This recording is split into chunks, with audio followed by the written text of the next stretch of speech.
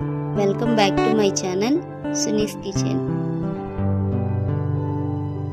Like చేయండి, share చేయండి, subscribe అవ్వండి.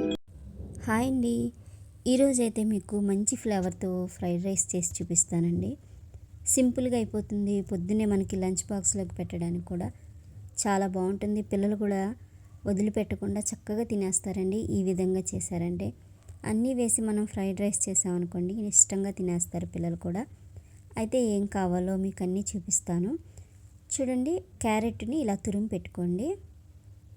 అలాగే ఆలూను కూడా ఒక ఆలు తీసుకున్నాను. ఆలూను కూడా ఇలాగా తురిమి పెట్టుకోండి. ఒక డబ్బా బియ్యం పెట్టేశానండి పొయ్యి మీద. పచ్చిమిర్చి, టమాటా, అలాగే ఉల్లిపాయలు, ఒక నిమ్మకాయ, అలాగే బీన్స్ ఇవన్నీ సన్నగా కట్ చేసి రెడీగా పెట్టేసుకున్నాను. ఆలు అయితే పాడైపోతాయని వాటర్లో పెట్టానండి. ఒక కళాయి పెట్టేసుకొని కొంచెం నూనె, కొంచెం నెయ్యి వేసుకోండి. ఉల్లిపాయ వేసేయండి. అలాగే పచ్చిమిర్చి కూడా సన్నగా కట్ చేసి వేసేసేయండి. ఇవి కాస్త వేగిన తర్వాత చూడండి, మనం బీన్స్ కూడా వేసేసుకుందాం. బీన్స్ కూడా సన్నగా తరిగానండి. ఈ విధంగా మనకి అక్కడక్కడ కనిపిస్తూ టేస్ట్ అయితే చాలా బాగుంది. ఇక ఆలుని నీళ్ళల్లో, ఎందుకంటే ఆలు కట్ చేసి పక్కన పెట్టామనుకోండి నల్లగా అయిపోతుంది కదా, అందుకనే ఇలా వాటర్లో వేసుకోవాలి. ఇలా వాటర్ అంతా పిండేసి ఈ ఆలు కూడా వేసేసుకుందామండి. చూడండి, ఇలా ఆలుని తురిమి, క్యారెట్ని తురిమి వేసామనుకోండి, మనకి రైస్తో పాటు అవి కూడా సన్నగా కనిపిస్తూ ఉంటాయి కదా, పిల్లలు కూడా టేస్టీగా ఉంటుంది. పిల్లలు కూడా ఇంట్రెస్ట్గా తినేస్తారు. అయితే ఆలు బాగా పచ్చివాసన అంతా పోయే వరకు వేగిపోవాలి. చూడండి, మీకు చూపిస్తున్నాను కదా, ఇలా రెడ్డిష్గా అయిపోయిన దాకా వేయించుకోండి. అప్పుడు టమాటా వేసుకోండి. టమాటా మరీ వేగవసరం లేదు. ఇక క్యారెట్ వేసేసుకుందాం. టమాటా, క్యారెట్ ఎక్కువగా వేగవసరం లేదండి. ఆలు అలాగే ఆనియన్ వేగిపోవాలి బాగా. బీన్స్ కూడా చూడండి ఈ విధంగా వేగుతూ ఉంది కదా. ఈలోగా దీనికి ఒక చిన్న ఫ్లేవర్ అని చెప్పాను కదండి, ఆ ఫ్లేవర్ కోసం ఒక పొడి చూపిస్తాను.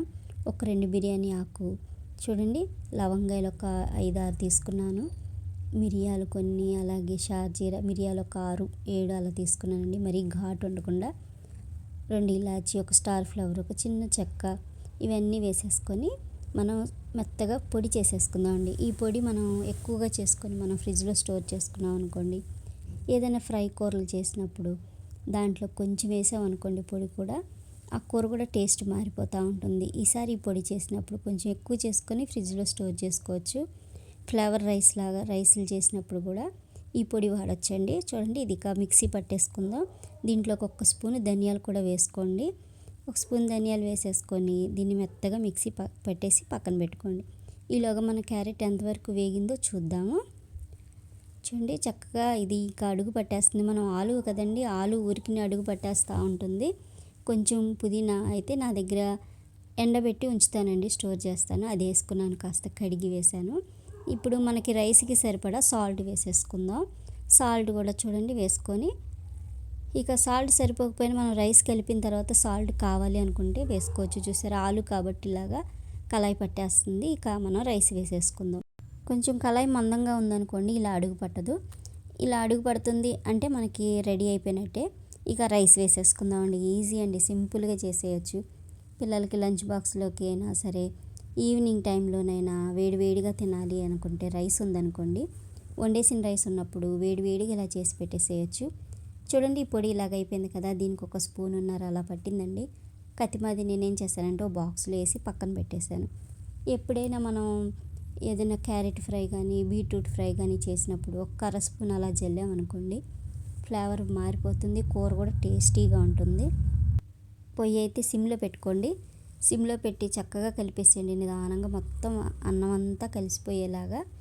ఇక నేను దీంట్లోకి పసుపు కానీ ఏ ఫుడ్ కలర్ వేయలేదండి. చూడండి, మనకు అక్కడక్కడ క్యారెట్ అలాగే టమాటో కనిపిస్తూ ఉంది కదా. ఇప్పుడు కొత్తిమీర కూడా వేసుకుంటే మంచి గ్రీన్ కలర్ కూడా కనిపిస్తూ ఉంది. ఏ కలర్లు వేయకుండానే అక్కడక్కడ రెడ్గా, గ్రీన్గా చాలా టేస్టీగా కూడా ఉందండి. ఇంకా ఇప్పుడు ఒక చిన్న కళాయి పెట్టేసుకుందాం. దాంట్లోకి ఒక 2-3 స్పూన్లు నెయ్యి వేసుకోండి. కొన్ని జీడిపప్పులు ఇలాగా వేసుకొని వేయించేసుకోండి.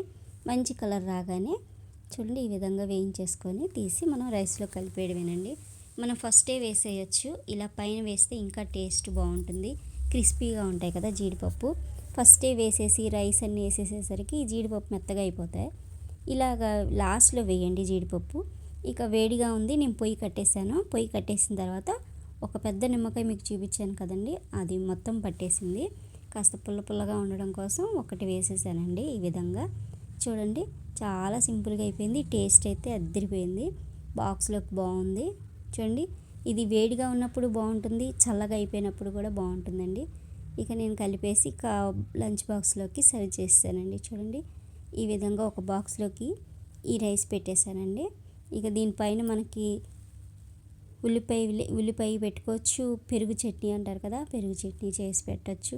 ఇక ఏమీ వద్దు, ఉత్తిదే సరిపోతుందన్న ఇలా కూడా పెట్టేసేయచ్చు.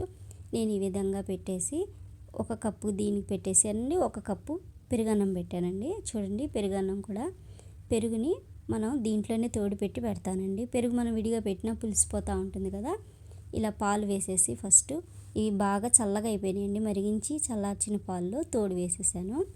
తోడు వేసేసి అన్నం కాస్త వేడిగా ఉంది, పాలు చల్లగా అన్నం వేడిగా ఉంది కదండి, చక్కగా సెట్ అయిపోయి తోడుకుపోతుంది. 1 కల్లా చక్కగా తీయటి పెరుగుతో అన్నం ఉంటుంది, చాలా టేస్టీగా ఉంటుంది. ఇలా కూడా పాలు తోడి పెట్టి మనం పెట్టచ్చండి. చూడండి, ఈ విధంగా పెట్టేసి నేను ఇలా లంచ్ బాక్స్ రెడీ చేసి పెట్టేశానండి. చాలా ఈజీగా సింపుల్గా చేసుకున్నాం కదండి.